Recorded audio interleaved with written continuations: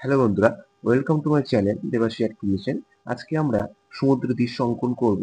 তোমরা যদি আমার চ্যানেল নতুন হয়ে থাকো, অবশ্যই আমার চ্যানেলটিকে সাবস্ক্রাইব, লাইক করে শেয়ার করে দিও। তো চলো বন্ধুরা, ড্রয়িং শুরু করি।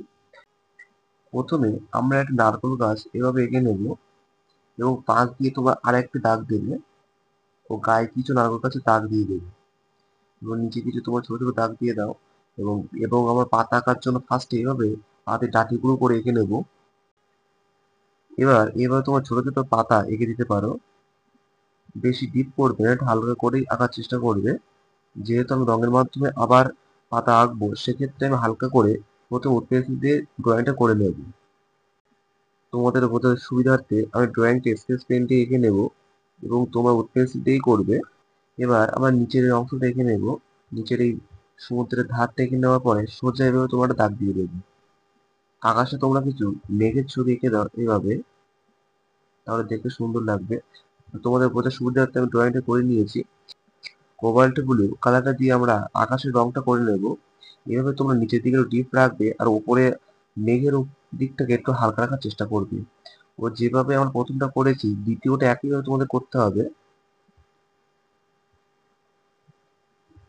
তো তোমাদের ডান সাইডের উপরে দেখো আমি ড্রয়িংটা শো করছি তোমাদের বোঝার সুবিধার্থে, এবং আমার ডেসক্রিপশনে অন্যান্য ভিডিও লিঙ্ক দেওয়া আছে, তোমরা সেখানে গিয়েও দেখতে পারো।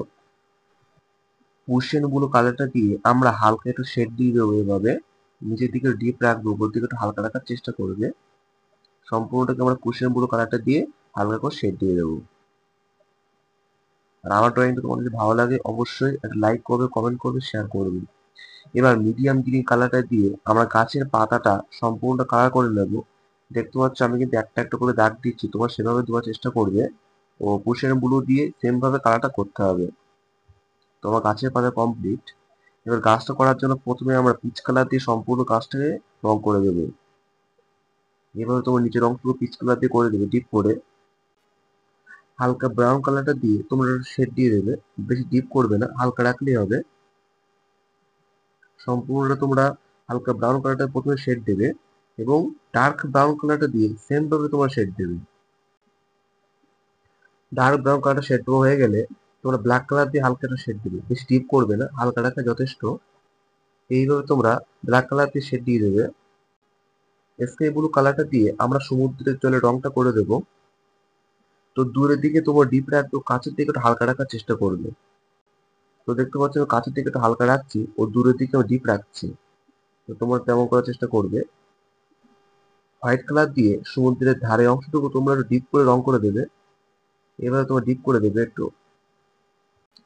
এবার ক্রোমিয়েলো ডি এই রংটি দিয়ে তোমরা সমুদ্রের পাড়ের অংশটুকু রং করে দেবে এভাবে। সম্পূর্ণটাকে তোমরা ক্রোমিয়েলো ডি এই রংটা দিয়ে রং করে দেবে। তো একইভাবে আমরা এদিকটাকে রং করে নেব। সম্পূর্ণটাকে এভাবে রং করা হয়ে গেলে আমরা অরেঞ্জ কালার দিয়ে হালকা একটু শেড দিয়ে দেবো। সম্পূর্ণ রং শেষ হলে আমরা অরেঞ্জ কালার দিয়ে রং শেড দিয়ে দেবো। তো এবার আমরা অরেঞ্জ কালার দিয়ে হালকা একটু শেড দিয়ে দিলাম। তো বন্ধুরা, আমার ড্রয়িং কমপ্লিট। আমার ড্রয়িংটা দেখার জন্য অসংখ্য ধন্যবাদ এবং নেক্সট ড্রয়িং জন্য আমাকে অবশ্যই কমেন্টে জানাবে। Thank you.